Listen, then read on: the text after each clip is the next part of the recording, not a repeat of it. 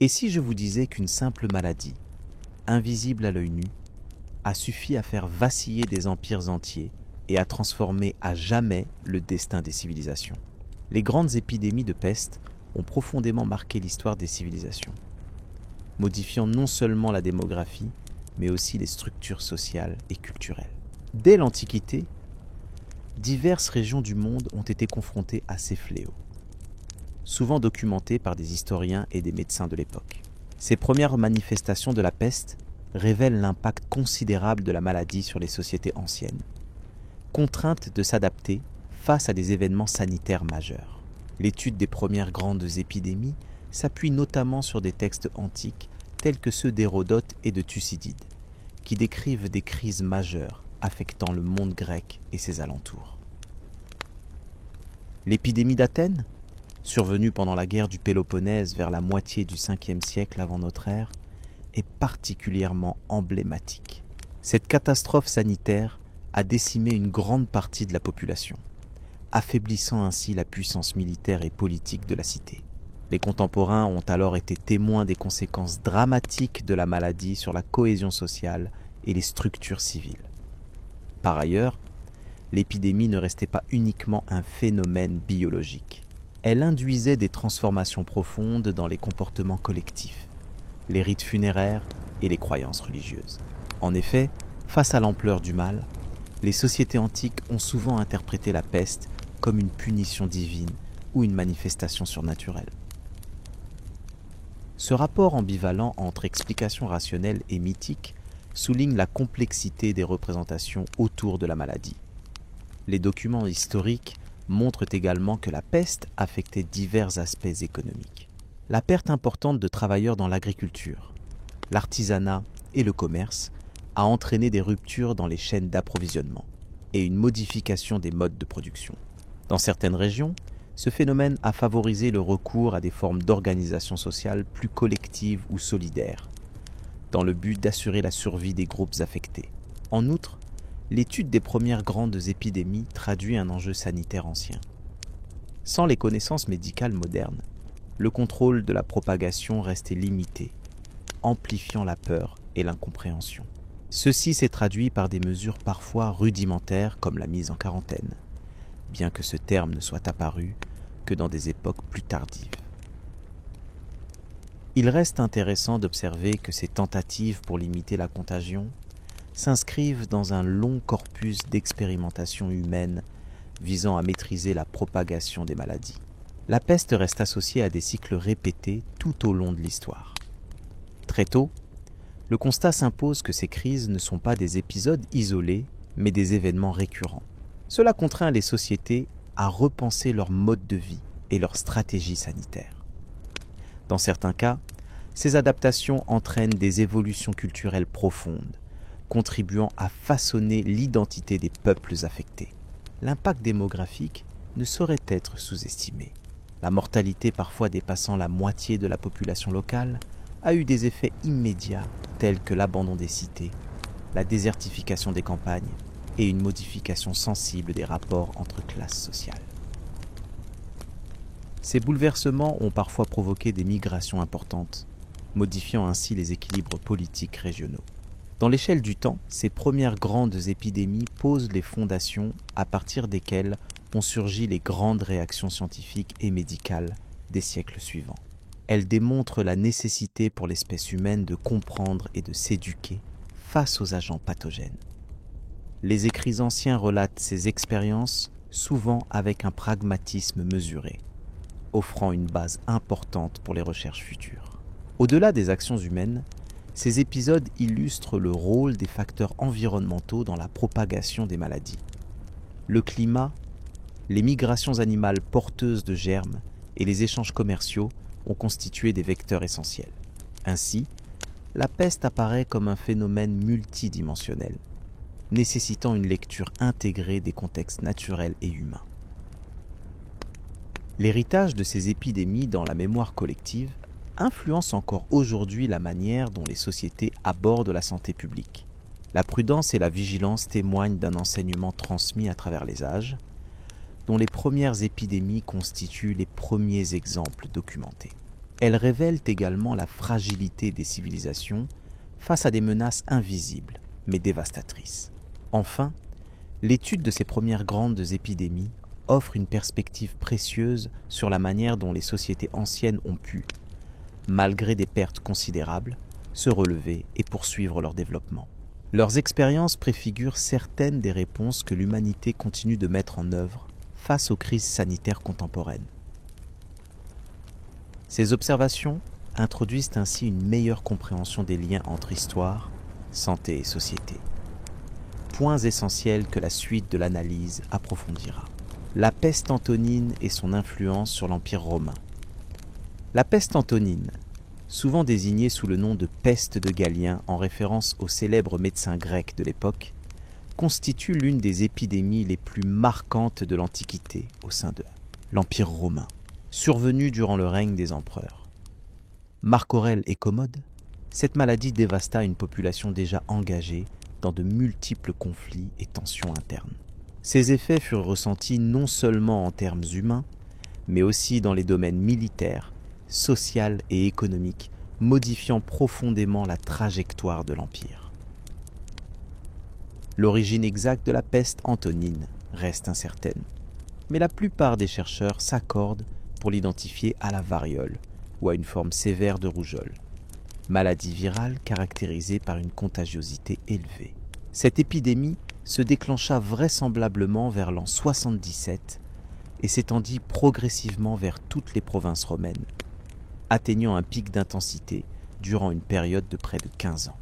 La diffusion rapide du fléau s'explique en partie par les déplacements constants des légions romaines et l'intensification des échanges commerciaux. Les symptômes décrits par les récits antiques, notamment ceux de Galien, évoquent une fièvre élevée, accompagnée d'éruptions cutanées, de douleurs musculaires et de faiblesse généralisée. Ce tableau clinique inédit pour l'époque contribua à alimenter un climat d'inquiétude et de peur dans les centres urbains les plus touchés, où le taux de mortalité fut extrêmement élevé. En certaines régions, notamment en Italie et en Gaule, des populations entières furent décimées, fragilisant le tissu social et les capacités économiques locales. L'impact démographique de la peste fut spectaculaire. On estime que l'Empire romain perdit, durant les 15 à 20 années suivant l'apparition de l'épidémie, environ un quart de sa population. Cette réduction brutale des effectifs humains eut des conséquences directes sur la main-d'œuvre agricole, le recrutement militaire et la stabilité politique. En effet, les armées impériales connurent de sérieuses difficultés à maintenir un effectif suffisant pour contrôler les frontières et contenir les menaces externes. Parallèlement, la peste antonine contribua à une modification du rapport entre les différentes classes sociales. La diminution du nombre d'esclaves, traditionnels pourvoyeurs de travail forcé dans l'agriculture et la construction, contraignit les propriétaires terriens à rechercher d'autres formes d'organisation économique.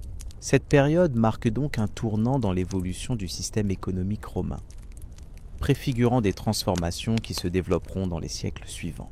Sur le plan militaire, la dépopulation affaiblit la puissance offensive de Rome face aux incursions barbares.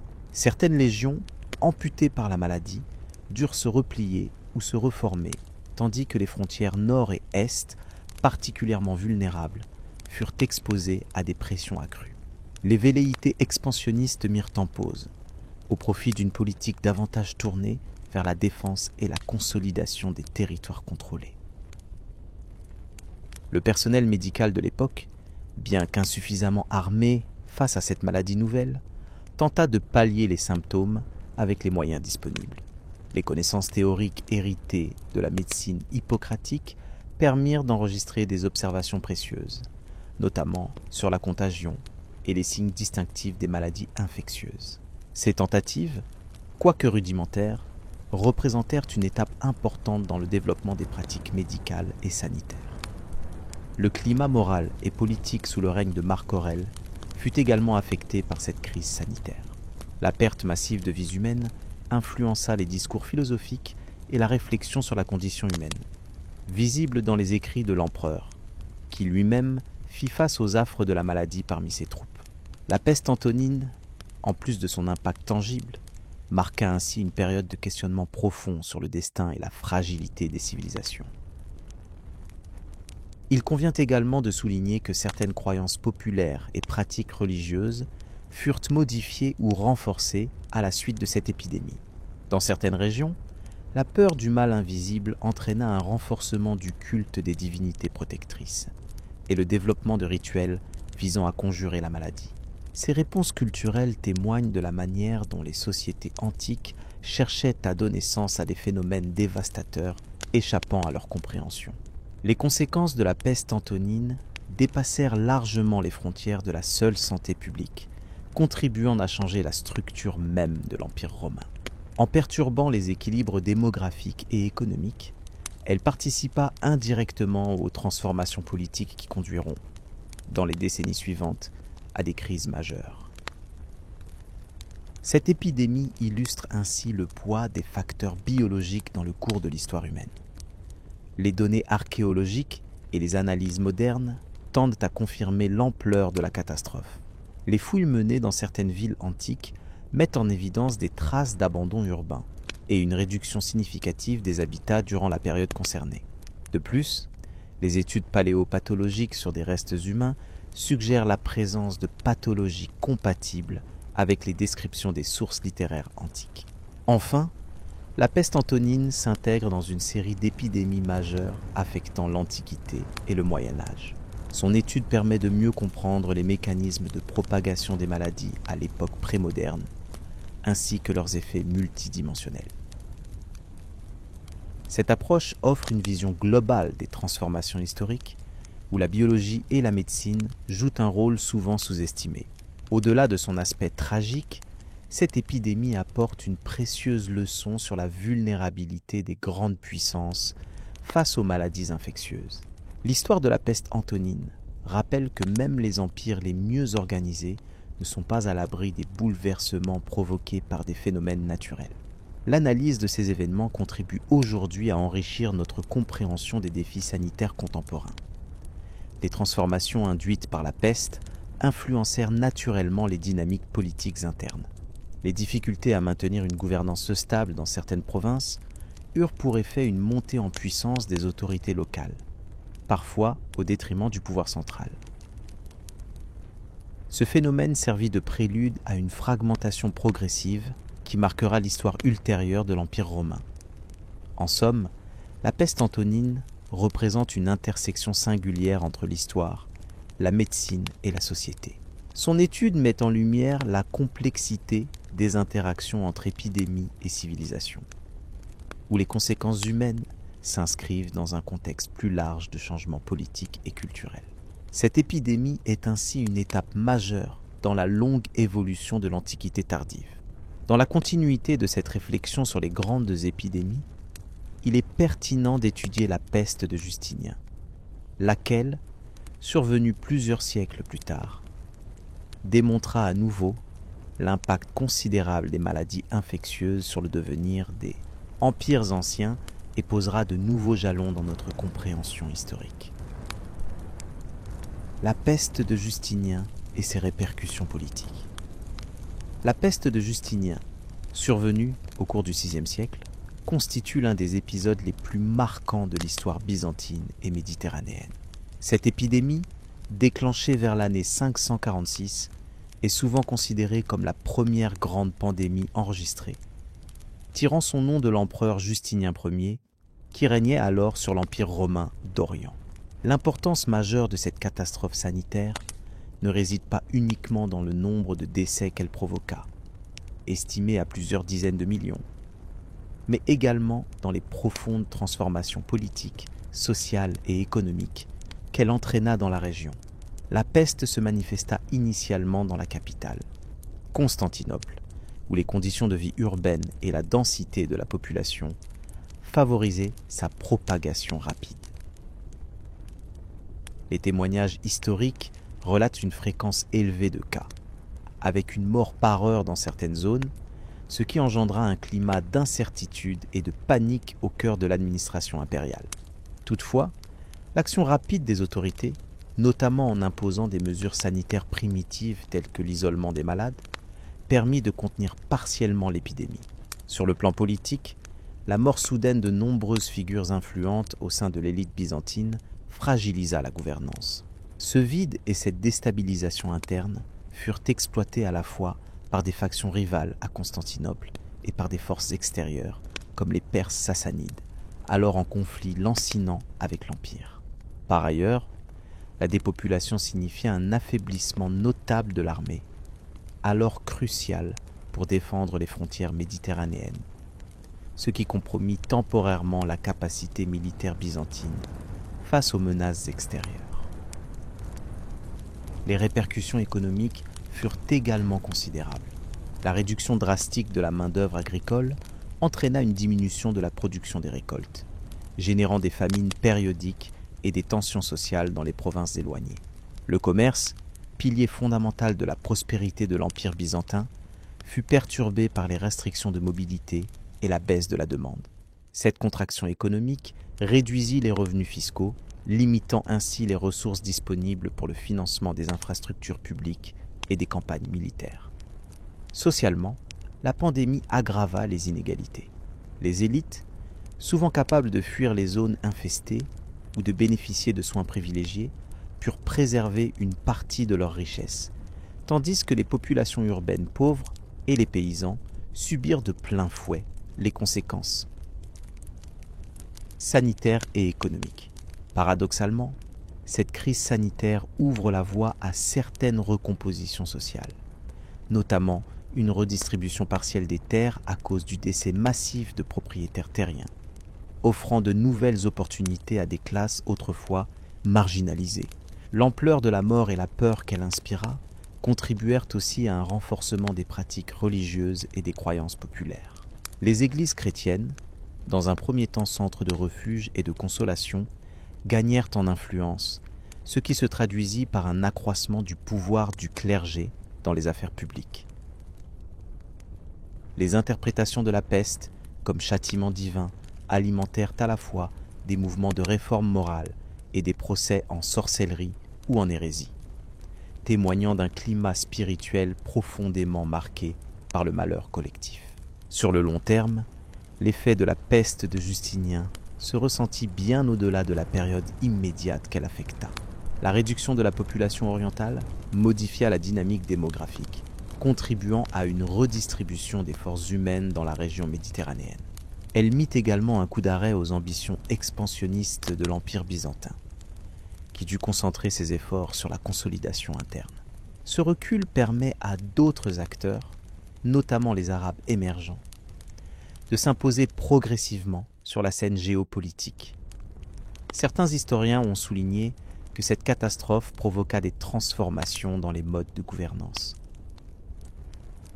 L'impérialisme centralisé, tel qu'il fonctionnait avant la maladie, s'en trouva affaibli, tandis que les administrations provinciales durent s'adapter à une autonomie accrue en raison des difficultés de communication et de contrôle imposées par la pandémie.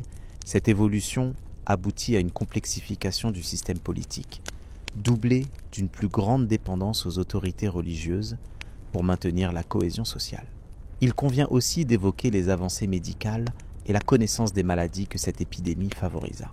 Bien que les savoirs de l'époque fussent limités, les descriptions détaillées des symptômes de la peste, consignées par des chroniqueurs et médecins comme Procope, constituèrent une base importante pour les études ultérieures en épidémiologie.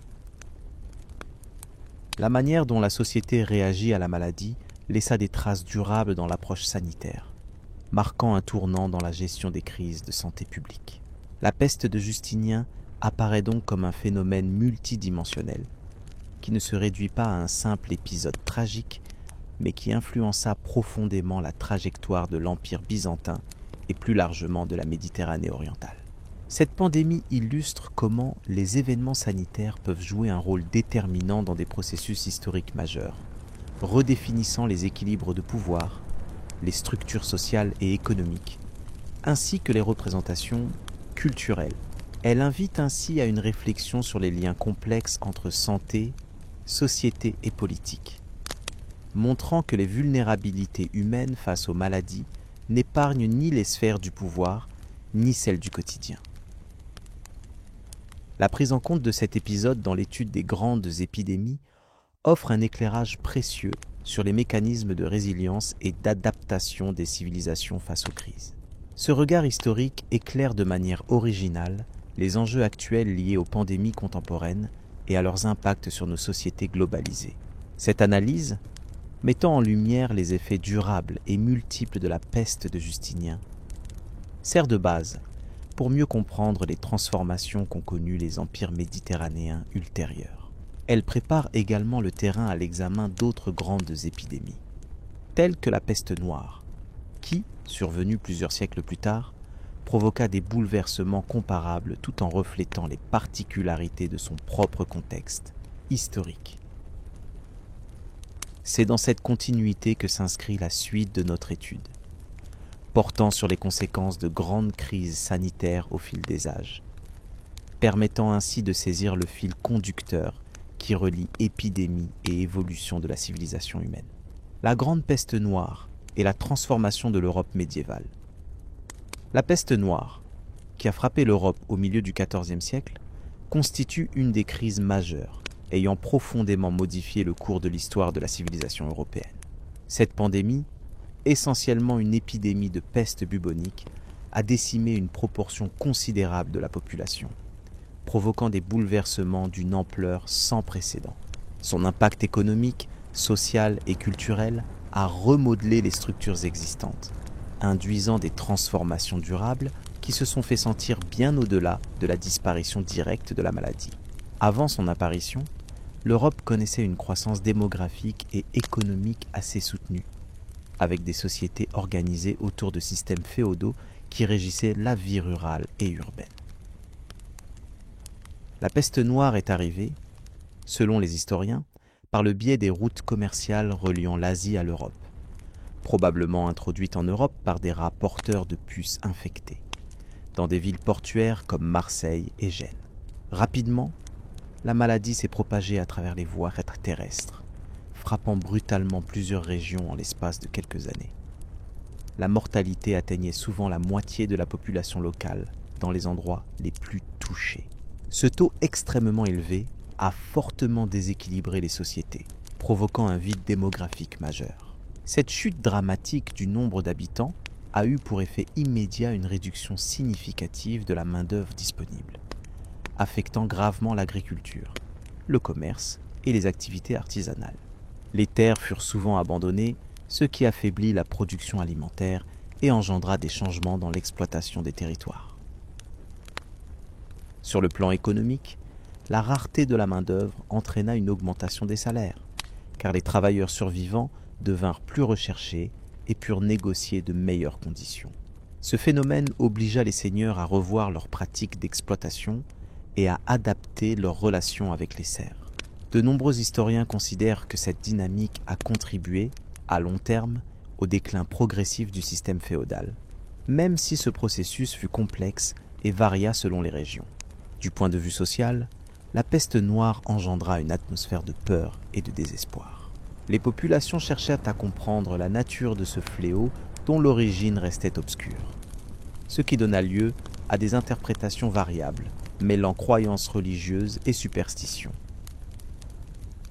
Certaines communautés furent accusées à tort de provoquer la maladie, notamment les Juifs, qui subirent des persécutions violentes dans plusieurs régions. Ces épisodes témoignent également de la fragilité des liens sociaux durant la crise et des tensions qui en résultèrent. La crise sanitaire bouleversa aussi profondément les institutions religieuses. Alors que l'Église catholique conservait une influence dominante, sa capacité à fournir des explications satisfaisantes ou à guérir fut remise en question. La mortalité élevée parmi le clergé affaiblit temporairement sa présence locale. Parallèlement, des mouvements de piété populaire apparurent, certains prônant la pénitence collective, d'autres développant des formes de dévotion plus spontanées. Ces évolutions annoncèrent des mutations dans la pratique religieuse qui précéderont plus tard des réformes plus profondes. Quant à la culture, la peste noire imprégna les mentalités de manière durable. L'omniprésence de la mort modifia la vision du monde et se refléta dans l'art et la littérature. Des représentations macabres, telles que la danse macabre, illustrèrent cette fascination pour la mortalité et la fragilité de la vie humaine. Par ailleurs, les changements sociaux et économiques créèrent un contexte propice à l'émergence de nouvelles idées, favorisant à moyen terme une évolution intellectuelle qui culminera à la Renaissance. Malgré l'ampleur du désastre, cette période ne correspond pas uniquement à un effondrement. Elle marque aussi une phase de transition qui incita les sociétés à s'adapter, revoir leur structure et leur mode de vie. La reconstruction qui suivit permit la redéfinition des rapports sociaux et des pratiques économiques, préparant l'Europe à affronter les défis des siècles suivants avec une configuration modifiée. La mémoire de la peste subsista cependant longtemps dans la culture collective, rappelant les fragilités inhérentes aux civilisations humaines. Ce panorama met en lumière combien un phénomène sanitaire peut, en quelques années, redessiner les contours d'une civilisation entière, créant des résultats ambivalents entre destruction et renouveau. L'histoire de la peste noire invite à mesurer la complexité des interactions entre épidémie et transformation sociale.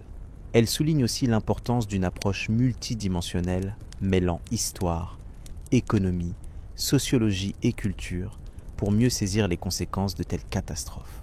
Cette compréhension reste essentielle pour apprécier comment le passé éclaire notre présent. Les effets de la peste noire ne se limitèrent pas à l'Europe occidentale, mais influencèrent également les territoires adjacents, introduisant des dynamiques similaires. Des échanges commerciaux réorientés, des mutations démographiques diverses et des remaniements politiques s'observèrent dans plusieurs régions, chacune suivant sa trajectoire propre. Cette interconnexion montre l'importance des réseaux régionaux et mondiaux dans la propagation des crises et la diffusion des réponses apportées. En définitive, la peste noire illustre une interaction complexe entre biologie, environnement et société. Elle dévoile comment des facteurs naturels peuvent amplifier des vulnérabilités humaines et comment, en retour, les sociétés réagissent, s'adaptent ou s'effondrent. L'étude attentive de cette épidémie invite aussi à une réflexion sur la résilience humaine face aux défis sanitaires, un thème qui conserve toute sa pertinence dans notre monde contemporain. Dans la suite de cette analyse, notre attention se portera sur d'autres grandes épidémies qui ont marqué l'histoire mondiale afin de poursuivre la compréhension de l'impact profond des maladies sur le devenir des peuples et des civilisations. Mythes et réalités autour des épidémies de peste. Les grandes épidémies de peste ont laissé une empreinte indélébile dans l'histoire humaine, marquant profondément les sociétés par leur ampleur et leur brutalité. Dès les premiers foyers identifiés, la peste a souvent été enveloppée de mystères, alimentant des récits mêlant faits et fiction. De nombreuses cultures ont cherché à expliquer ces fléaux par des interprétations religieuses ou mythologiques, tentant de donner un sens à ce que la peur et l'incompréhension rendaient insaisissable. Cette quête de compréhension, bien que souvent éloignée des réalités médicales, a façonné des croyances durables et influencé les réactions sociales face à la maladie. L'une des idées les plus répandues fut celle d'une punition divine. Dans plusieurs civilisations, notamment au Moyen Âge en Europe, la peste noire, survenue au cours du XIVe siècle, fut perçue comme un châtiment envoyé par Dieu pour punir les péchés de l'humanité. Ce point de vue s'appuyait sur l'enseignement religieux qui associait le malheur collectif à une faute morale. Des processions publiques et des actes de pénitence furent organisés dans l'espoir d'atténuer la colère divine. Cette interprétation conduisait souvent à la stigmatisation, ciblant certains groupes comme responsables de la colère céleste, ce qui a renforcé les divisions sociales et parfois engendré des persécutions. Parallèlement, des explications plus ésotériques virent le jour, attribuant la propagation de la peste à des phénomènes surnaturels. On évoquait l'influence des planètes alignées ou des émanations nocives provenant de la Terre, aussi appelées miasmes. L'idée que l'air pouvait véhiculer une dangereuse corruption fut largement acceptée avant que la théorie germinale ne soit établie. Ces croyances conduisirent à l'adoption de pratiques variées, telles que le port de masques parfumés ou l'incendie de parfums forts pour purifier l'atmosphère. Bien que dénuées de fondements scientifiques réels, ces mesures reflétaient une tentative d'agir face à une menace incomprise. L'imaginaire collectif a également donné naissance à des récits symboliques, souvent transmis oralement, qui participaient à expliquer les causes et les conséquences de ces épidémies. Dans certaines régions, on évoquait la venue de personnages étranges ou diaboliques, incarnations du mal, pouvant corrompre les vivants. Ces figures mythiques incarnaient la peur irrationnelle et la nécessité de nommer l'ennemi invisible, donnant un visage à la maladie. De telles légendes, bien que dénuées de fondements historiques rigoureux, ont nourri l'imaginaire populaire et ont parfois perduré bien au-delà des événements. Cependant, au fil du temps, la science a progressivement démêlé le vrai du faux. Les études épidémiologiques et les découvertes de microbiologie ont permis d'identifier les agents infectieux et leur mode de transmission. La compréhension du rôle des puces de rat dans la dissémination de la peste a largement remis en question les hypothèses anciennes. Cette évolution des connaissances a contribué à éclairer les mécanismes de la maladie, tout en montrant qu'un grand nombre des croyances traditionnelles reposaient sur des interprétations erronées. Enfin, il est important de souligner que la mémoire collective conserve une dimension symbolique forte des grandes épidémies. Ces événements resteront associés à des images, des récits et des représentations culturelles qui dépassent souvent la réalité historique. Cette dualité entre faits avérés et mythes persistants invite à une réflexion mesurée sur la manière dont les sociétés font face aux crises sanitaires, en mêlant peur, espoir et interprétations diverses. Les grandes épidémies restent ainsi un champ d'étude où le savoir scientifique et la culture populaire continuent de dialoguer. Au terme de cette exploration, il apparaît clairement que la frontière entre réalité historique et légende est parfois subtile, mais essentielle à comprendre. Cette analyse prépare à aborder plus en détail les effets concrets des épidémies de peste sur les structures sociales et les civilisations, ouvrant la voie à une réflexion approfondie sur leurs conséquences tangibles dans l'histoire humaine. La peste en Asie et ses conséquences sur les civilisations orientales. La peste, en tant que phénomène historique, a profondément marqué le visage des civilisations orientales, particulièrement en Asie, où ces épidémies répétées ont ébranlé les structures démographiques, sociales et économiques. En Chine et en Inde, terre de culture millénaire, la maladie s'est imposée non seulement comme une menace sanitaire, mais aussi en tant que facteur d'évolution politique et culturelle majeure. L'analyse des grandes épidémies de peste en Asie révèle des dynamiques complexes dans la réponse des sociétés concernées et met en lumière l'adaptation des gouvernements et des populations face à une calamité d'une ampleur dévastatrice. L'une des premières mentions historiques relatant une épidémie de peste en Asie, remontant au 1er siècle de notre ère, illustre la fréquence avec laquelle le continent a été traversé par ce fléau. La peste bubonique, en particulier, introduite vraisemblablement par les routes commerciales reliant l'Europe à l'Asie, s'est immiscée dans le tissu social et commercial de la région. La Chine, en tant que grand centre économique et politique, a subi à plusieurs reprises des vagues épidémiques majeures au cours de son histoire. À la fin de la dynastie Tang, par exemple, des épidémies ont contribué à affaiblir le pouvoir central, créant un contexte propice à des changements politiques profonds. Les chroniques anciennes évoquent notamment une baisse significative de la population, qui a eu pour effet de modifier l'équilibre des forces politiques dans certaines provinces. Sur le sous-continent indien, la peste a également laissé une empreinte importante. Les sources historiques, mêlées parfois à des récits mythologiques, témoignent de la peur qu'elle suscitait parmi les populations. La fragilité des systèmes sanitaires de l'époque, conjuguée aux mouvements de population liés aux conflits et au commerce, a favorisé la diffusion rapide de la maladie. Les historiens ont observé que les épidémies ont, à plusieurs reprises, entraîné des changements dans les pratiques médicales et les politiques de santé publique, notamment sous l'égide des empires successifs tels que les Guptas ou les Moghols.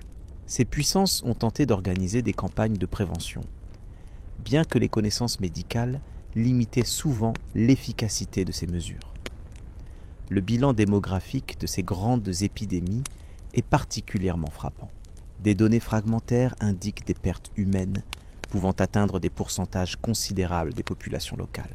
Dans certaines régions de Chine, au cours du XIVe siècle, lors de la pandémie qui emportait également l'Asie centrale, la réduction de la population a perturbé les activités agricoles et manufacturières, provoquant une baisse de production et une instabilité économique. Ce phénomène a contribué à affaiblir des dynasties et a parfois retardé le développement urbain.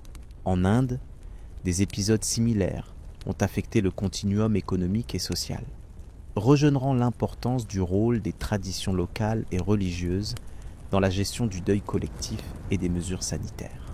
Les réponses institutionnelles aux épidémies en Asie reflètent une évolution graduelle des mentalités face à cette menace. Initialement perçue comme un châtiment divin ou une punition cosmique, la peste a progressivement été traitée comme un problème médical et administratif. En Chine impériale, des archives détaillent la mise en place de quarantaines, l'isolement des malades, ainsi que des efforts pour contrôler la circulation des denrées et des personnes. Ces pratiques, bien qu'imparfaites, montrent une capacité d'adaptation et un souci de protéger la santé collective. L'Inde a également développé des formes de gestion sanitaire qui combinent souvent médecine traditionnelle et mesures administratives. La coexistence de croyances religieuses fortes avec les besoins impératifs de maîtrise de l'épidémie illustre la complexité des réponses sociales. Le commerce et les routes empruntées par les marchands constituent un vecteur essentiel de la propagation de la peste en Asie. Les routes de la soie et les passages maritimes reliant la Chine, l'Inde et les régions orientales ont facilité le transfert rapide des agents pathogènes. Cette circulation permanente a imposé aux autorités une surveillance progressive mieux organisée, y compris des postes de contrôle sanitaire. Ces mesures ont eu des conséquences durables dans la structuration du pouvoir et dans la création d'institutions spécifiques à la gestion des crises sanitaires.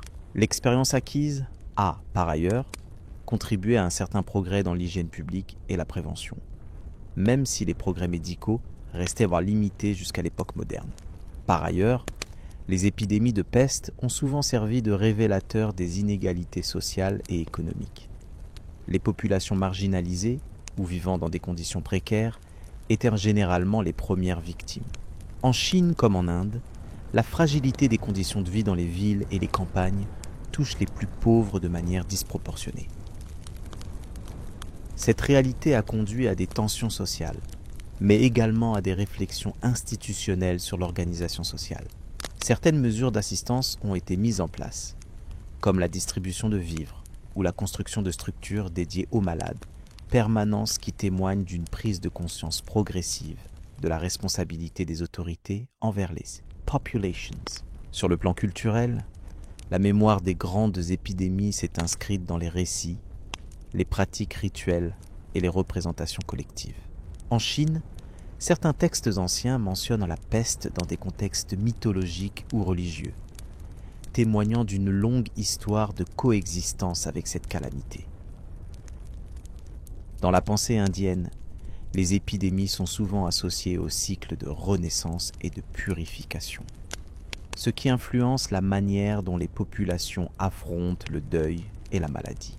Cette dimension symbolique a contribué à façonner une manière spécifique de comprendre la peste, dépassant la simple catégorie médico-administrative.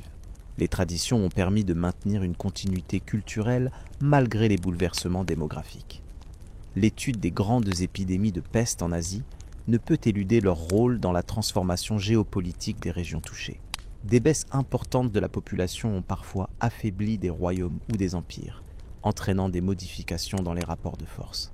En Chine, par exemple, certains historiens associent la diffusion de la peste à des périodes de transition dynastique. En Inde, des crises sanitaires récurrentes ont correspondu à des moments de reconfiguration politique où les structures impériales ont dû se réadapter. La maladie se révèle ainsi un acteur discret mais puissant de l'histoire, intervenant à divers niveaux pour influencer le destin des civilisations.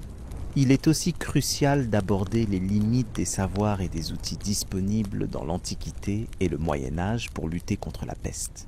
La nature exacte des causes de la maladie étant inconnue, les traitements se basaient sur des observations empiriques et des conjectures. En Asie, les médecines traditionnelles, comme la médecine chinoise et l'Ayurveda, tentèrent d'apporter des solutions, en privilégiant la prévention à travers l'équilibre des humeurs ou l'harmonie avec la nature. Ces pratiques, bien qu'efficaces dans une certaine mesure, ne pouvaient endiguer totalement la propagation de la maladie. Cependant, elles illustrent la tentative constante des sociétés orientales de comprendre et de maîtriser une menace invisible. L'expérience accumulée au fil des siècles a laissé un héritage important qui a influencé les approches modernes de la santé publique en Asie. Les mesures d'isolement, les quarantaines, la surveillance des voyageurs et des marchandises trouvent leurs racines dans les protocoles développés lors des épidémies de peste. Le passage progressif de conceptions magico-religieuses à une vision plus empirique de la maladie constitue un tournant remarquable dans l'histoire médicale asiatique. Ces évolutions témoignent d'une capacité d'apprentissage collective et d'une adaptation continue face à des crises sanitaires répétées. Enfin, la peste en Asie rappelle l'interconnexion des sociétés humaines à travers les échanges économiques, culturels et humains. La maladie ne connaît pas de frontières et son histoire illustre les risques liés à la mobilité. De ce fait, l'étude des épidémies de peste apparaît aujourd'hui comme un champ essentiel pour comprendre non seulement le passé, mais aussi les défis sanitaires contemporains à l'échelle globale. Cette histoire invite à la prudence et à la vigilance dans la gestion des maladies infectieuses, soulignant l'importance de la coopération internationale et de la recherche scientifique. Ce regard sur les grandes épidémies en Chine et en Inde souligne combien la peste a été un agent de transformation majeur, en agissant sur les plans démographique, social, économique et politique. Leurs effets multiples ont façonné les trajectoires des civilisations orientales, en influençant à la fois leurs réformes institutionnelles et leurs héritages culturels. L'étude de ces phénomènes historiques prépare ainsi le terrain pour une réflexion approfondie sur les modalités de gestion des grandes crises sanitaires, qui seront abordées dans la suite de cette série. L'évolution de la compréhension médicale de la peste. Les premières tentatives pour comprendre la peste remontent à l'Antiquité, où la maladie était souvent attribuée à des causes surnaturelles. Les médecins et philosophes grecs, comme Hippocrate ou Galien, supposaient que la peste résultait d'un déséquilibre des humeurs corporelles, une théorie prédominante dans la médecine prémoderne. L'épidémie d'Athènes, narrée par Thucydide au 5e siècle avant notre ère, illustrait les limites de la connaissance médicale de l'époque. Sans comprendre les agents infectieux, les sociétés tentaient d'expliquer la propagation mordante du mal à travers des interprétations mystiques ou la colère des dieux. Au Moyen Âge, la peste noire qui sévit au XIVe siècle fut un moment crucial dans l'histoire médicale. L'ampleur de la catastrophe fit éclater les anciennes croyances et incita à des observations plus attentives. Cependant, l'idée que la maladie était causée par des miasmes, des vapeurs pestilentielles émanant des marécages et de la putréfaction, continua de dominer la pensée. Les médecins médiévaux, en dépit de leurs efforts, ne possédèrent pas les outils nécessaires pour identifier le véritable agent pathogène ou comprendre les voies de transmission clairement. C'est à partir du XVIIIe siècle que la médecine commença à évoluer vers une approche plus scientifique et expérimentale. Les théories de contagion gagnèrent en popularité, notamment grâce aux travaux d'Antoine Laurent de Lavoisier et plus tard de Louis Pasteur. La compréhension que des micro-organismes invisibles pouvaient être responsables de maladies contagieuses ouvrit la voie à une révolution dans le domaine. Cependant, le lien précis entre les rongeurs, les puces et la peste restait encore obscur aux yeux des chercheurs. Le XIXe siècle marqua un tournant décisif grâce aux découvertes d'Alexandre Yersin, qui identifia la bactérie responsable de la peste en 1894. Cette avancée permit non seulement de confirmer l'hypothèse microbienne, mais aussi d'orienter les actions de contrôle sanitaire. Couplée aux nouvelles techniques de microbiologie, la détection des foyers et la compréhension du cycle de transmission réduisirent progressivement l'impact des grandes épidémies. Il fallut néanmoins plusieurs décennies avant que les mesures préventives ne s'appliquent de manière globale. En parallèle, des recherches épidémiologiques permirent de mieux saisir les différences entre les formes buboniques, pulmonaires et septicémiques de la peste. Ces distinctions cliniques contribuaient à adapter les stratégies thérapeutiques et d'isolement. La peste ne fut plus considérée simplement comme une fatalité irréversible, mais comme une maladie infectieuse maîtrisable. Cette approche renforça la coopération internationale, notamment à travers la création d'organismes tels que l'Organisation mondiale de la santé. Les avancées de la microbiologie au XXe siècle permirent aussi d'identifier les mécanismes immunitaires et les réponses thérapeutiques efficaces. La découverte d'antibiotiques à partir de la première moitié du siècle transforma radicalement le pronostic de la peste, qui devint alors guérissable si prise en charge rapidement. En outre, l'étude des vecteurs comme les puces des rats permit de développer des stratégies de réduction des populations animales porteuses, ce qui freina considérablement la propagation. Les progrès en biologie moléculaire et génomique à la fin du XXe siècle ont approfondi la compréhension de la bactérie Yersinia pestis. Le séquençage du génome a révélé ses adaptations évolutives et ses modes d'interaction avec les hôtes. Ces connaissances ont alimenté la mise au point de vaccins expérimentaux et encore en développement. Par ailleurs, les études historiques basées sur l'archéologie et l'analyse des squelettes ont permis de retracer les vagues d'épidémies sur plusieurs millénaires, confirmant l'importance de la peste dans l'évolution des civilisations. Cette progression des savoirs depuis l'imaginaire antique jusqu'à la biologie moderne témoigne d'une transformation radicale dans la manière dont l'humanité aborde la maladie. La peste, longtemps symbole de catastrophe inévitable, est devenue une maladie compréhensible, diagnostiquée et traitable.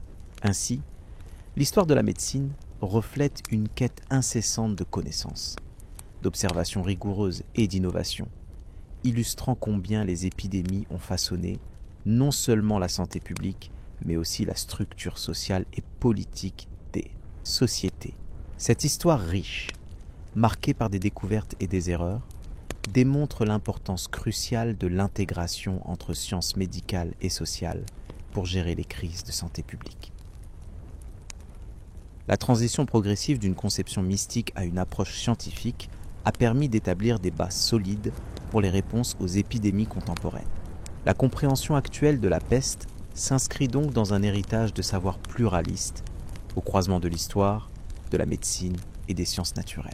À présent, il devient clair que cette maladie a entraîné des transformations majeures, modifiant les dynamiques démographiques et politiques à travers le temps.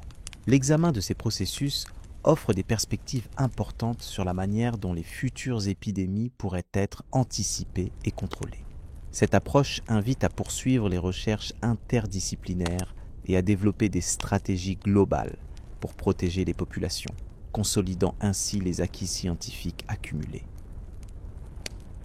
Alors que cette exploration des avancées médicales sur la peste a mis en lumière le parcours complexe de la connaissance, l'analyse des conséquences humaines, sociales et culturelles de ces grandes épidémies ouvre la voie à une compréhension plus approfondie des impacts durables. Cette transition naturelle prépare au développement des éléments qui seront examinés dans la suite: les stratégies de lutte et l'impact sur les sociétés. Au cours de l'histoire, la lutte contre les épidémies a toujours représenté un défi majeur pour les sociétés humaines. Les grandes épidémies, et notamment celles causées par la peste, ont conduit à l'élaboration de diverses stratégies visant à limiter la propagation des maladies. Ces stratégies, parfois rudimentaires, parfois sophistiquées, ont eu des impacts profonds sur l'organisation sociale, économique et politique des régions touchées. L'institution de la quarantaine constitue l'une des premières mesures de contrôle officiellement reconnues. Apparue dans la ville de Venise au début du XVe siècle, la quarantaine imposait une période d'isolement d'environ 40 jours aux navires et à leurs passagers avant leur entrée dans le port. Cette durée fut choisie en référence à des traditions religieuses, mais elle s'avéra efficace pour casser la chaîne de transmission. Sous cette forme, elle servait autant à prévenir l'entrée de la peste bubonique qu'à instaurer un contrôle sanitaire rigoureux aux frontières.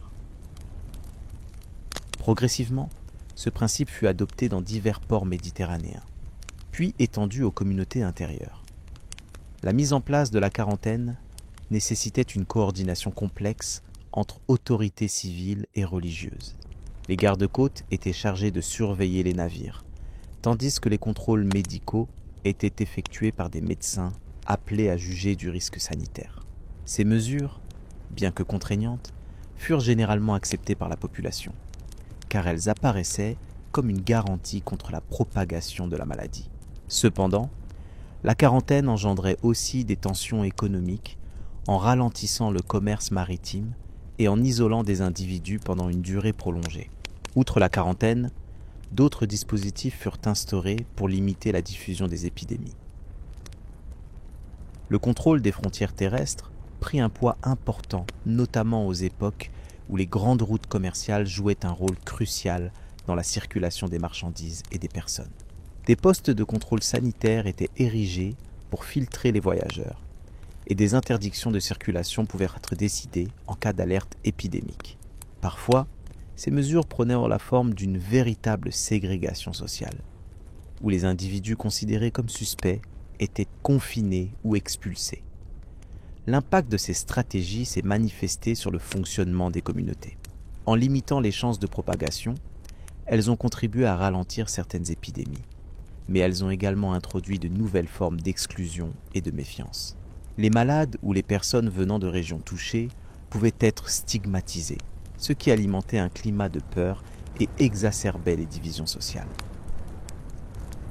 Ces effets secondaires des mesures sanitaires restent une constante dans l'histoire des grandes pandémies. Les institutions médicales, quoique moins développées que de nos jours, jouèrent un rôle central dans la surveillance de ces épidémies. Les médecins envoyés sur le terrain réalisaient des bilans réguliers et proposaient des recommandations aux autorités. La reconnaissance des symptômes, l'isolement des malades et la désinfection des lieux contaminés étaient autant de préceptes qui s'imposaient pour assurer la sécurité collective. Ces pratiques évoluèrent progressivement, accompagnées parfois de remèdes empiriques inspirés des savoirs anciens. Au niveau politique, la gestion des épidémies fut parfois instrumentalisée, contribuant à renforcer les pouvoirs centraux. Pendant la Grande Peste du XIVe siècle, certains souverains utilisèrent les mesures sanitaires comme justification pour renforcer les contrôles sur leurs sujets, parfois au prix de restrictions sévères des libertés individuelles. Cette centralisation des pouvoirs sanitaires forgea les bases des premières administrations publiques en matière de santé, un modèle qui perdure aujourd'hui. Sur le plan économique, les conséquences des mesures de lutte contre la peste furent considérables. La réduction des échanges commerciaux provoqua une baisse de la production et des revenus, affectant les classes marchandes et artisanales. La désorganisation des marchés et des routes commerciales entraînait des pénuries localisées. Paradoxalement, ces difficultés favorisèrent certains secteurs, comme celui de la santé, qui vit son influence s'accroître. De plus, ces perturbations modifièrent les structures économiques, ouvrant la voie à des transformations sociales sur le long terme. Le rôle des communautés locales dans la mise en œuvre des mesures sanitaires ne doit pas être sous-estimé. Les autorités municipales, souvent plus proches de la population, jouaient un rôle clé dans la surveillance des comportements et la communication des consignes. Des règlements spécifiques, parfois très stricts, étaient appliqués pour contrôler les déplacements, les rassemblements et les activités commerciales. Cela permit de limiter les foyers d'infection tout en maintenant une forme de cohésion sociale malgré les difficultés. Par ailleurs, la réaction collective aux épidémies influençait également les croyances et les pratiques culturelles. Dans certains cas, la maladie fut interprétée comme une punition divine, ce qui renforça les rituels religieux et les processions publiques. Ces manifestations constituaient à la fois une expression de souffrance partagée et un moyen de renforcer la solidarité au sein des populations atteintes. Elles démontrent que les réponses sociales aux épidémies dépassent le strict domaine médical pour toucher à l'organisation même de la vie communautaire. L'expérience des grandes épidémies fit également émerger des innovations en matière d'urbanisme et d'hygiène publique. Le dépistage systématique des malades, les mesures de nettoyage des villes ainsi que la construction de lieux d'isolement tels que les lazarets, révélèrent une prise de conscience progressive de l'importance de l'environnement dans la santé publique. Ces avancées furent parfois lentes à être adoptées, mais elles marquèrent le début d'une politique sanitaire plus structurée au sein des cités. La compréhension des mécanismes de transmission évolua lentement au fil des siècles. Malgré certains progrès, les connaissances restaient souvent fragmentaires. Ce manque de certitude scientifique renforça l'importance des mesures préventives générales, même si leur efficacité était variable. L'adoption de pratiques rigoureuses de quarantaine et de contrôle témoigne de la volonté des sociétés de maîtriser l'incertitude liée à ces fléaux. Au fil du temps, les épidémies laissèrent un héritage durable sur les rapports entre les individus et les institutions. La confiance dans les autorités de santé publique devint un facteur clé pour assurer le respect des mesures sanitaires. Cette dynamique contribua à la naissance de systèmes de gestion des crises plus organisés, capables d'intervenir rapidement face à l'apparition de nouvelles menaces sanitaires. Cette évolution s'inscrit dans une logique d'apprentissage continu à partir des expériences passées. La gestion des grandes épidémies permit aussi de révéler les inégalités sociales, souvent aggravées par les restrictions et la maladie elle-même. Les populations les plus vulnérables, notamment les pauvres et les marginaux, souffraient davantage de l'absence d'accès aux soins et des conditions de vie précaires. Ces réalités conduisirent à l'émergence de débats sociaux sur la justice sanitaire, qui allaient influencer les politiques publiques des siècles suivants. Il est également important de noter que les mesures de lutte contre la peste prirent parfois la forme d'exclusion violente, illustrant les tensions sociales exacerbées par la peur du contagion.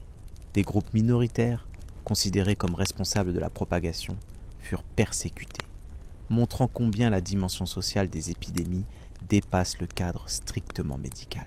Ces épisodes soulignent l'interaction complexe entre santé publique, politique et société. La transmission intercontinentale des épidémies mit en lumière la nécessité d'une coopération internationale.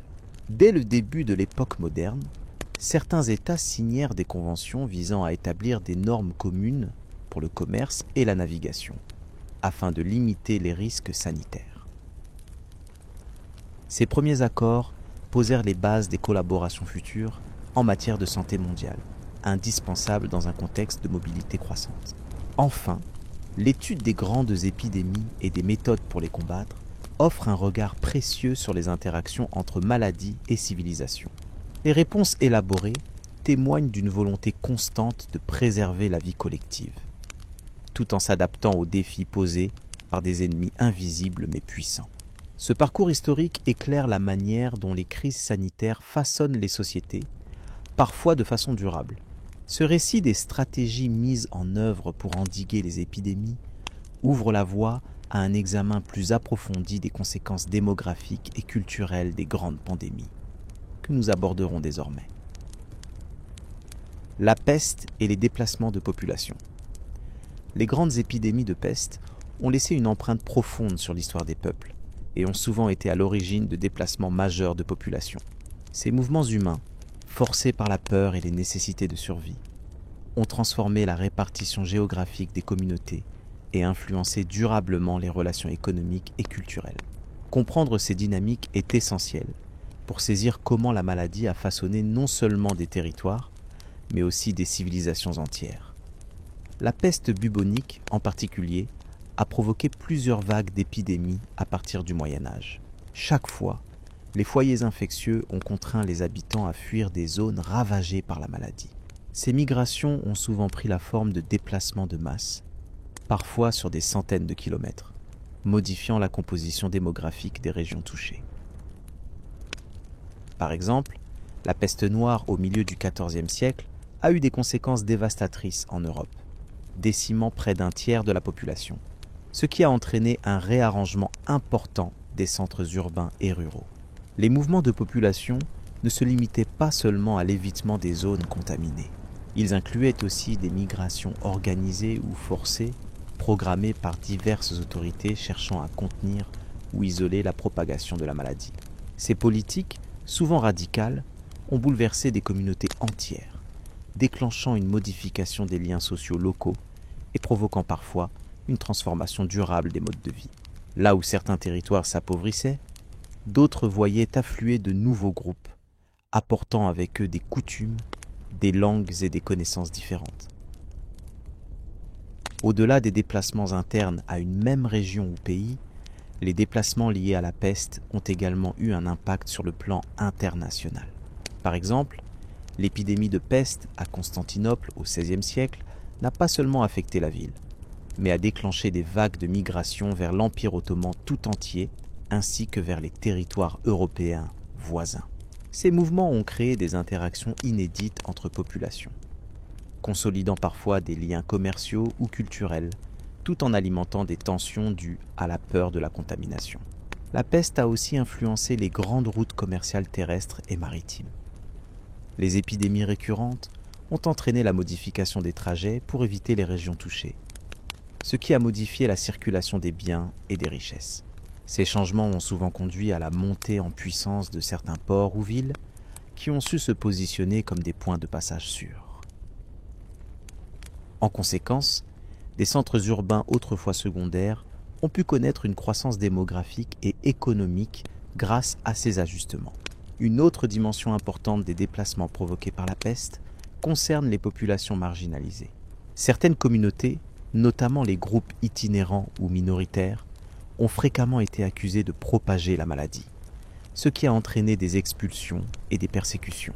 Ces actes ont amplifié les mouvements de ces populations, souvent dans des conditions précaires, augmentant leur vulnérabilité. Il convient de noter que ces migrations forcées ont laissé des traces durables dans la mémoire collective, marquées par un mélange d'exclusion et de résistance. Par ailleurs, la diffusion de la peste a parfois provoqué des réactions religieuses et culturelles qui ont, elles aussi, influencé les déplacements humains. Les croyances et rites liés à la maladie ont pu encourager certains groupes à quitter leur lieu d'origine pour se tourner vers des sanctuaires réputés pour leur pouvoir de guérison. Cela a contribué à la formation de pèlerinages et à la création de réseaux sociaux nouveaux qui, si bien documentés sur le plan religieux, impactaient également la démographie régionale. Les exemples historiques abondent où la peste a entraîné des transformations profondes dans la structure sociale en modifiant la composition des populations présentes. Au-delà des pertes humaines massives, ces épisodes ont entraîné des ruptures dans la transmission du savoir, mais aussi l'introduction de nouvelles idées et pratiques à travers les groupes migrants. Ainsi, le déplacement des populations sous l'effet de la maladie a parfois permis la diffusion accélérée de technologies ou de concepts, contribuant indirectement à des évolutions culturelles majeures. L'étude de ces phénomènes doit également considérer les réactions des États et de leurs institutions. Face aux épidémies, de nombreux gouvernements ont instauré des quarantaines, des contrôles sévères aux frontières et des réglementations strictes sur les déplacements. Ces mesures ont souvent nécessité la création d'organes administratifs spécialisés, ce qui a eu un impact non seulement sur la gestion sanitaire, mais aussi sur le contrôle politique des populations. Ces dispositifs ont ainsi dessiné les contours modernes de la souveraineté étatique en même temps que les patterns migratoires. Il faut enfin mentionner l'influence à long terme de ces épisodes épidémiques sur la répartition mondiale des populations. Les conséquences démographiques de la peste ont parfois préparé le terrain à des colonisations ou des déplacements ultérieurs liés à la conquête et à l'expansion territoriale. La dépopulation provoquée par la maladie a affaibli certains groupes humains, facilitant ainsi les pénétrations des empires ou la mise en place de nouveaux ordres sociaux. De cette manière, la peste s'inscrit comme un facteur majeur dans la reconfiguration historique des espaces habités. Ainsi, le rôle des épidémies dans les migrations humaines ne peut être sous-estimé. Ces événements sanitaires ont contribué à redessiner les frontières et les interactions entre sociétés, provoquant des bouleversements qui ont dépassé largement leur seule dimension médicale. Cette analyse invite à une réflexion approfondie sur la manière dont les crises biologiques et les dynamiques humaines sont intimement liées, un sujet pertinent au regard de notre expérience contemporaine. Dans la continuité de cette exploration, il sera utile d'examiner à présent comment les réponses sociales et institutionnelles aux épidémies ont évolué au fil du temps, façonnant les politiques sanitaires actuelles. L'influence des épidémies sur l'art et la culture. Au fil des siècles, les grandes épidémies ont profondément remodelé non seulement la santé des populations, mais aussi la manière dont les sociétés ont exprimé leurs expériences à travers l'art et la culture.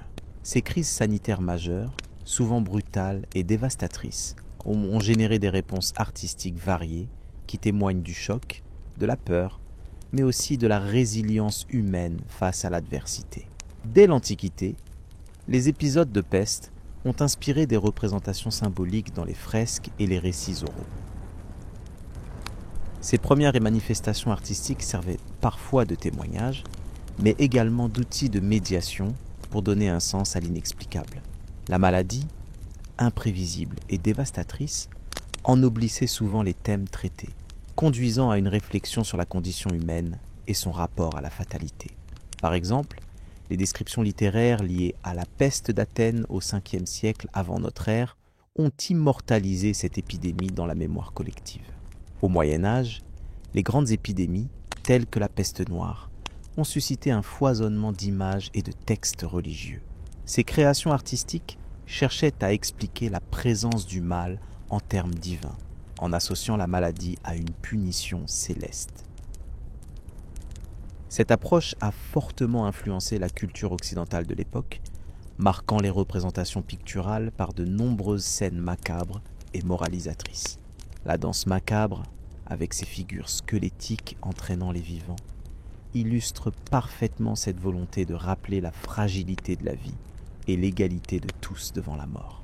Les rituels funéraires, modifiés par les contraintes sanitaires, ont eux aussi laissé une empreinte durable sur les traditions culturelles.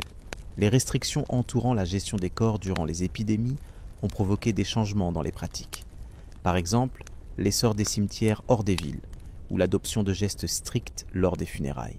Ceci a influencé non seulement le rapport social à la mort, mais également les expressions artistiques célébrant ou évoquant le passage à l'au-delà. Avec l'avènement de la Renaissance, la science et l'art ont commencé à dialoguer autrement sur les questions liées aux épidémies. Les médecins artistes, tels Léonard de Vinci, ont exploré l'anatomie et les causes des maladies tout en produisant des œuvres d'une grande précision et beauté. Cette période a marqué une transformation dans la manière d'aborder la maladie. Moins mystique, plus empirique, tout en maintenant un lien esthétique fort. L'épidémie est devenue un thème de réflexion sur la connaissance et le progrès humain. Visible dans des gravures et traités qui mêlent observation médicale et esthétique soignée. Au cours des siècles suivants, les grandes pandémies continuèrent à stimuler la production artistique. Cette fois, avec une approche plus critique et historique. L'épidémie de choléra au XIXe siècle donna ainsi naissance à des œuvres littéraires et picturales documentant les souffrances sociales et humaines. Des écrivains comme Charles Dickens ont utilisé leurs récits pour dénoncer les conditions sanitaires déplorables, tandis que dans la peinture, la représentation des ravages des épidémies reflète la montée des préoccupations sanitaires et sociales dans les contextes urbains. Par ailleurs, les épidémies ont souvent influencé la musique et le théâtre, que ce soit par la thématique ou par les circonstances mêmes de leur création. Des opéras et pièces de théâtre s'inspirant des drames liés à la maladie ont vu le jour, abordant indirectement les tensions sociales provoquées par ces crises. Ces formes d'expression artistique participaient à une catharsis collective et à l'intégration symbolique des traumatismes vécus.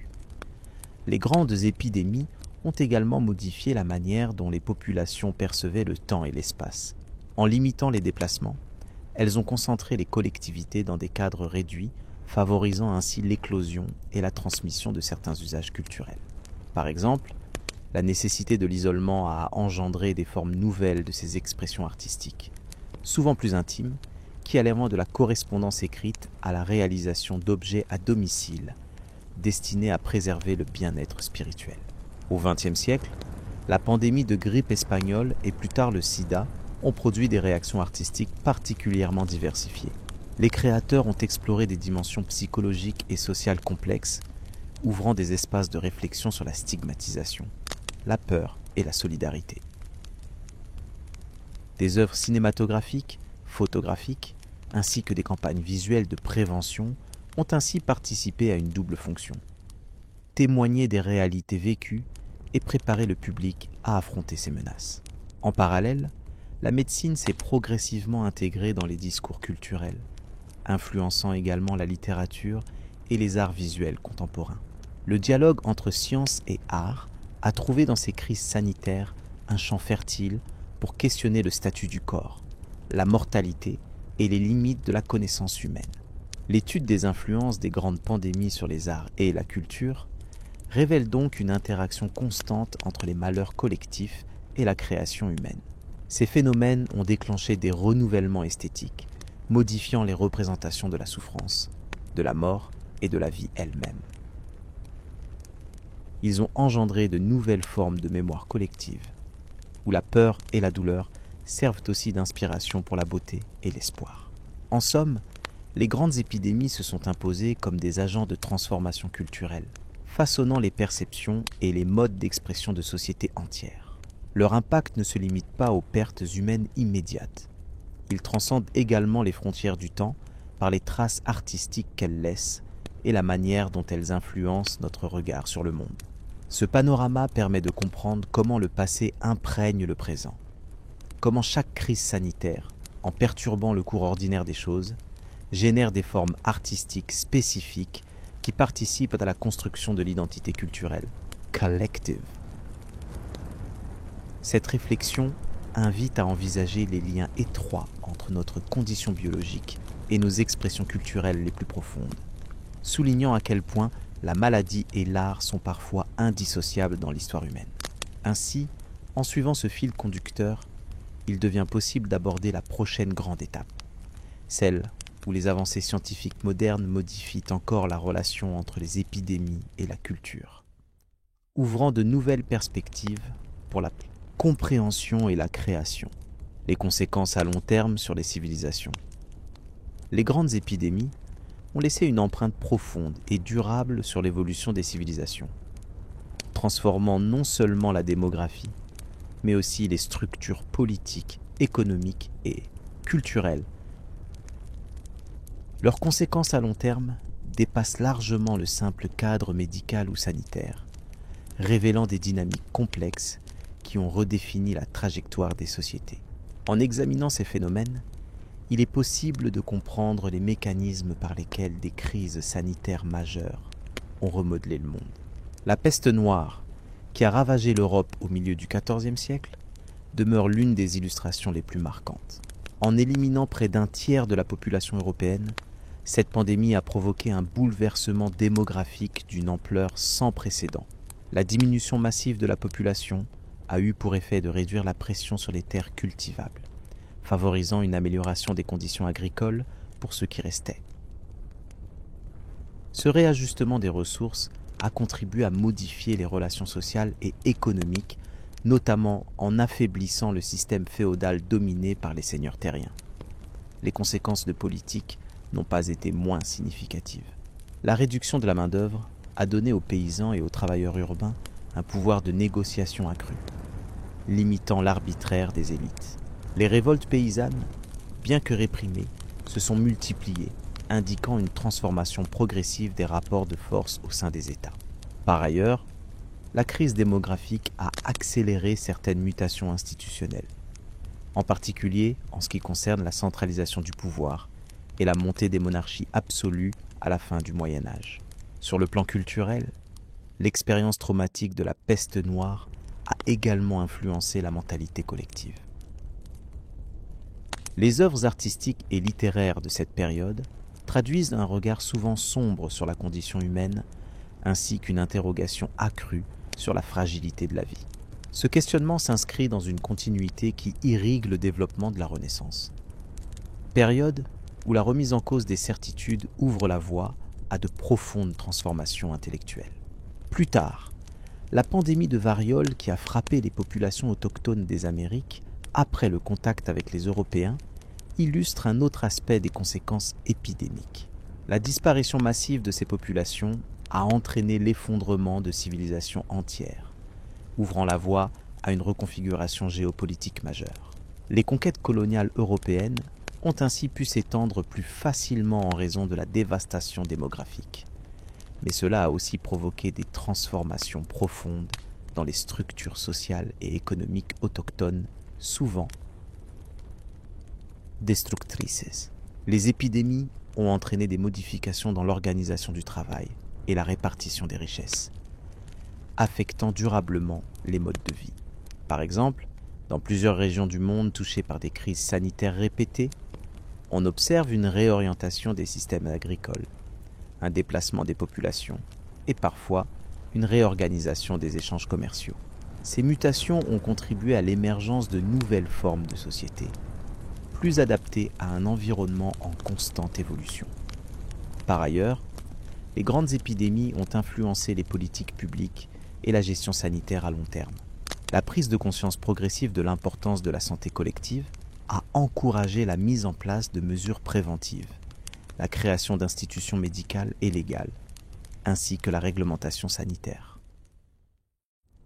Ces transformations montrent une capacité des sociétés à apprendre de leurs crises, même si les progrès restent lents et souvent parsemés d'échecs.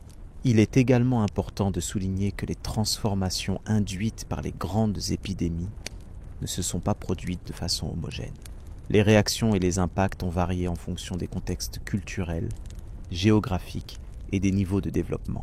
Certaines régions ont montré une résilience remarquable, tandis que d'autres ont été plus durement affectées, ce qui a contribué à un renforcement ou à une faiblesse relative dans la compétition entre civilisations. Dans l'ensemble, l'histoire des grandes épidémies révèle ainsi une double réalité. D'un côté, ces événements tragiques ont provoqué une destruction massive, un recul brutal de la population et une instabilité sociale. De l'autre, ils ont servi de catalyseurs à des changements indispensables, en forçant les sociétés à repenser leur structure et leur mode de vie. Cet équilibre complexe entre déclin et renouveau caractérise la dynamique des civilisations confrontées aux fléaux sanitaires. L'étude de ces phénomènes permet enfin d'éclairer les enjeux contemporains liés aux pandémies modernes. La mémoire des grandes crises passées est un guide précieux pour comprendre les défis actuels et anticiper les transformations futures, qu'elles soient d'ordre économique, social, politique ou culturel.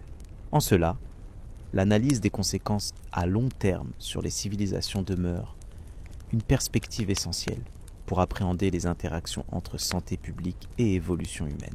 Cette réflexion sur l'héritage durable des grandes épidémies nous conduit à envisager les mécanismes d'adaptation et de résilience des sociétés.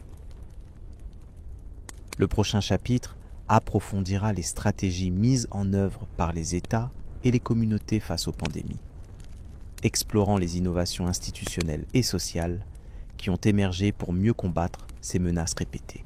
Réflexion contemporaine et leçons historiques. L'histoire des grandes épidémies révèle un ensemble d'enseignements précieux sur l'interaction entre les maladies infectieuses et les sociétés humaines. Depuis des millénaires, les épidémies se sont imposées comme des événements majeurs, influençant profondément l'évolution des civilisations, les structures sociales et les dynamiques politiques. Leurs conséquences dépassent largement la sphère médicale pour arriver à redéfinir des modes de vie entiers, faire vaciller des empires et remodeler des territoires entiers. L'étude des vagues pestilentielles offre ainsi une compréhension plus fine de la résilience et de l'adaptabilité des sociétés face à l'adversité biologique. Dès l'Antiquité, la variole, la peste bubonique et la lèpre figurent parmi les maladies les plus redoutées. La peste d'Athènes, survenue au 5e siècle avant notre ère, a marqué un tournant décisif dans l'histoire grecque. Cette épidémie a décimé une grande partie de la population athénienne, fragilisant la cité dans son affrontement avec Sparte pendant la guerre du Péloponnèse. Le choc démographique engendré par cette maladie a contribué à modifier les équilibres politiques, provoquant un affaiblissement durable des institutions athéniennes et ouvrant la voie à de nouvelles formes de gouvernance. Au Moyen Âge, la peste noire qui a sévi en Europe à partir de l'année 1347 est sans doute la plus célèbre des grandes épidémies. Cette pandémie, attribuée à la bactérie Yersinia pestis transmise par les puces des rats, a provoqué la mort d'une proportion estimée à un tiers de la population européenne. Son impact ne s'est pas limité à la démographie. La peur et la désorganisation qu'elle a suscitée ont engendré une crise économique profonde, accompagnée d'une remise en cause des structures féodales et d'une transformation des relations sociales et religieuses. L'Église, institution centrale à cette époque, a connu une perte de confiance, tandis que des mouvements populaires nouveaux sont apparus, parfois teintés de radicalisme et d'hostilité à l'égard des minorités perçues comme responsables. À travers les siècles, le rôle des maladies contagieuses dans l'expansion et la chute des empires ne peut être négligé. L'arrivée de la variole en Amérique au tout premier semestre du XVe siècle, lors de la colonisation européenne, a dévasté les populations indigènes des Amériques. L'effet dévastateur de ces épidémies inconnues des sociétés autochtones a facilité la conquête et la domination coloniale. Cette réalité souligne combien une maladie peut servir d'arme involontaire mais efficace dans le cadre de dynamiques impériales et géopolitiques. Ainsi, la diffusion des maladies a souvent précipité des bouleversements historiques dont les traces sont perceptibles encore aujourd'hui. Au XVIIIe siècle, la syphilis et la variole continuent à faire des ravages, incitant à des progrès dans le domaine médical. C'est à cette époque que les premières tentatives d'inoculation voient le jour, prélude à l'établissement de la vaccination. Ces avancées marquent une étape capitale dans la lutte contre les épidémies. Elles témoignent du passage d'un fatalisme ancien à une approche plus proactive et rationnelle de la santé publique. C'est également l'investigation scientifique progressive qui permet de comprendre les mécanismes de transmission des maladies, ouvrant la voie aux mesures d'hygiène et de quarantaine. Le XIXe siècle est caractérisé par une succession d'épidémies de choléra, dont les pandémies successives enracinées en Asie, mais diffusées jusqu'en Europe et aux Amériques, rappellent la vulnérabilité des sociétés face aux catastrophes sanitaires. Ces événements stimulent le développement des infrastructures urbaines et des systèmes d'assainissement. Le progrès technologique, l'amélioration des conditions de vie et la mise en place d'organismes de santé publique constituent une réponse collective organisée. Ces réflexions sanitaires sont à la base des modèles de gestion des crises que nous connaissons aujourd'hui. Au XXe siècle, la grippe espagnole, qui débute à la fin de la Première Guerre mondiale, cause la mort de dizaines de millions de personnes dans le monde. Cette pandémie illustre la rapidité avec laquelle une maladie peut se propager dans un contexte de mouvement massif de population. Elle met en lumière les conséquences dramatiques du croisement entre conflits armés, conditions sanitaires dégradées et mobilité accrue. Cette crise suscite une mobilisation sanitaire internationale sans précédent, renforçant les réseaux de surveillance et la coopération entre nations. Par ailleurs, le siècle dernier voit l'émergence de nouvelles maladies et la reconnaissance du rôle des virus dans les épidémies. Le VIH-Sida, dont l'épidémie débute dans la seconde moitié du XXe siècle, incarne les défis liés à la gestion d'une maladie chronique à transmission complexe.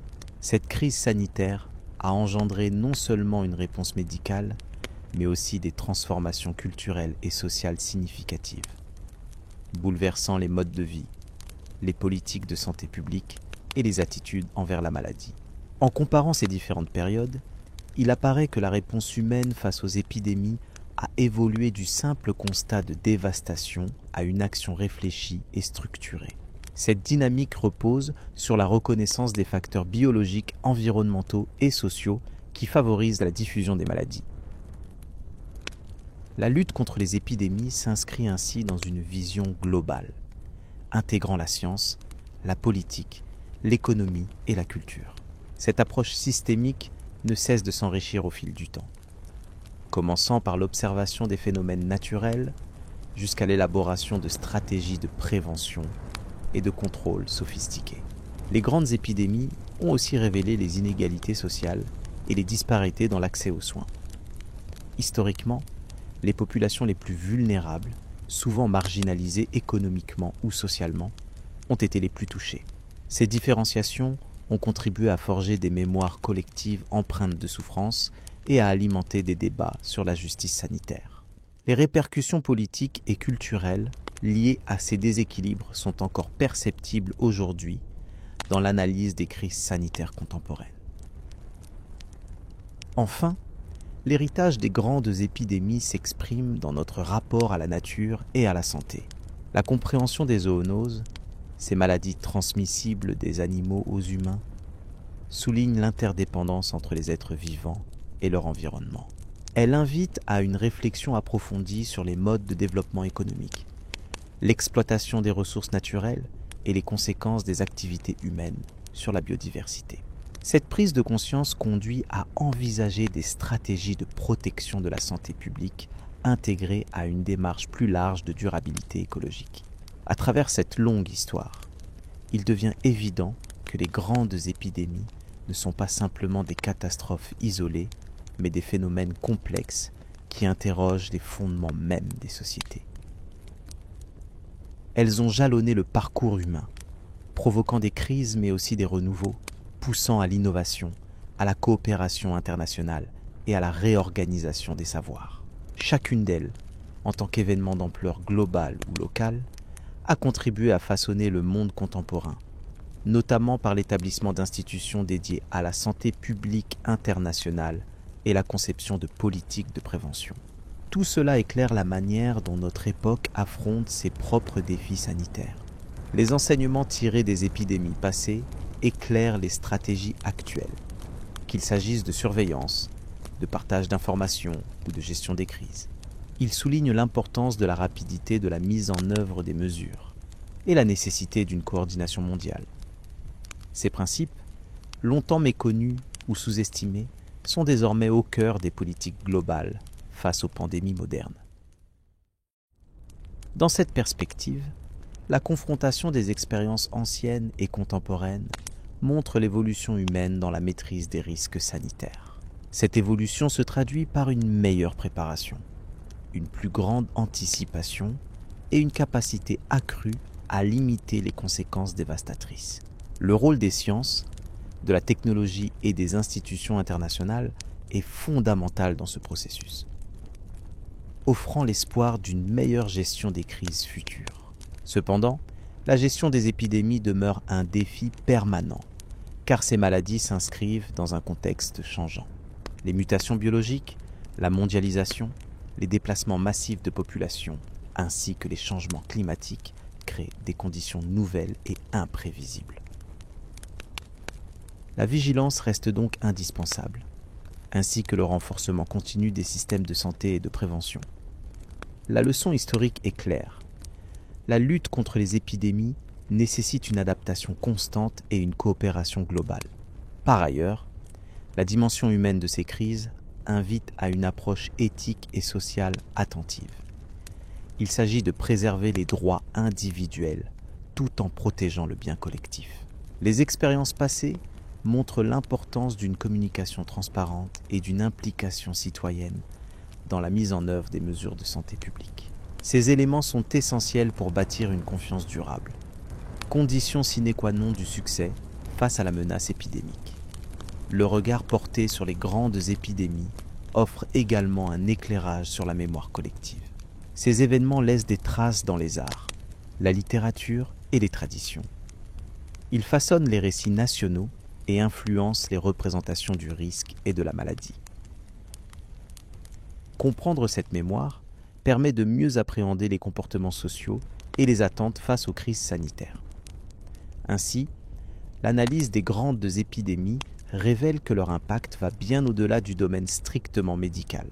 Elles sont des phénomènes multidimensionnels, mêlant biologie, histoire, sociologie et politique.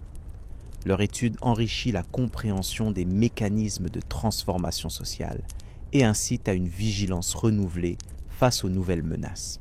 Cette perspective globale est indispensable pour construire un futur plus sûr face aux risques sanitaires mondiaux. En conclusion, les grandes épidémies peuvent être considérées comme des moments charnières de l'histoire humaine. Elles exposent à la fois les fragilités et les capacités de résistance des sociétés. Leur analyse, permet d'extraire des leçons essentielles sur la prévention, la gestion des crises et la solidarité internationale. Le défi consiste à transformer ces enseignements en actions cohérentes, durables et inclusives pour faire face aux épidémies d'aujourd'hui et de demain. Ces réflexions ouvrent la voie vers une compréhension approfondie des enjeux liés aux maladies infectieuses. La leçon la plus importante reste sans doute la nécessité d'une préparation globale, mêlant savoir scientifique, infrastructures robustes et engagement politique fort. La gestion des épidémies, au-delà de la simple réaction sanitaire, devient ainsi un projet sociétal intégrant les dimensions humaines, économiques et environnementales. Cette synthèse nourrit les débats contemporains sur la santé mondiale et l'organisation des sociétés face aux crises. Les expériences historiques constituent une base solide pour élaborer des stratégies plus efficaces, dépasser les erreurs passées et renforcer la résilience collective. L'interconnexion croissante des territoires oblige à penser la prévention dans une logique de solidarité planétaire, où chaque acteur joue un rôle déterminant. Les défis actuels, tels que les nouvelles épidémies émergentes et la résistance au traitement, soulignent l'importance de poursuivre les recherches et d'adapter les politiques. La complexité grandissante des phénomènes sanitaires appelle à une collaboration multidisciplinaire et à une gouvernance inclusive. Le passé enseigne que seule une mobilisation concertée peut permettre de limiter les effets dévastateurs des futures crises.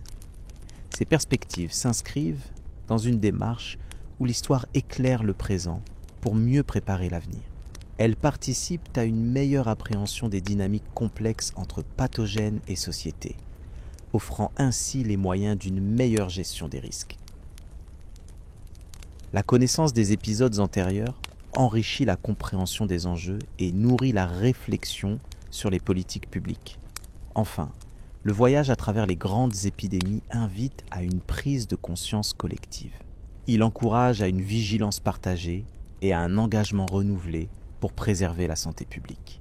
Cette démarche exige une coopération continue entre acteurs locaux, nationaux et internationaux, ainsi qu'une approche globale prenant en compte toutes les dimensions du problème. Ces principes fondamentaux guideront l'évolution des réponses face aux futurs défis épidémiques.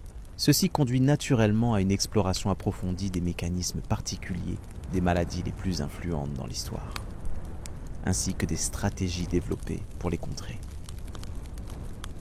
L'analyse détaillée de ces éléments nous permettra d'approfondir notre compréhension des interactions entre pathogènes, société et environnement, indispensables à la maîtrise des risques sanitaires. Par conséquent, la suite de cette réflexion s'orientera vers ces aspects spécifiques et leurs implications pour le monde contemporain.